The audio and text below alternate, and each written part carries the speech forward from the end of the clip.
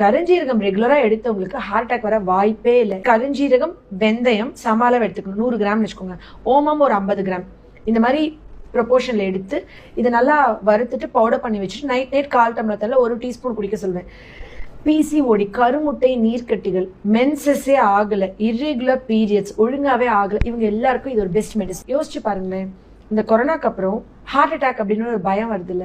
எத்தனை பேர் வீட்டுல ஹார்ட் அட்டாக்ல இறந்து போறாங்க. கொரோனாக்கு அப்புறம் ஹார்ட் அட்டாக் வரக்கூடாது, எங்கேயுமே பிளட் கிளாட் ஆகக்கூடாது. ஒரே மருந்து கருஞ்சீரகம். இந்த ரேடியேஷன், போன்னால நிறைய உயிரணுக்கள் இல்லை, குழந்தை இல்லை.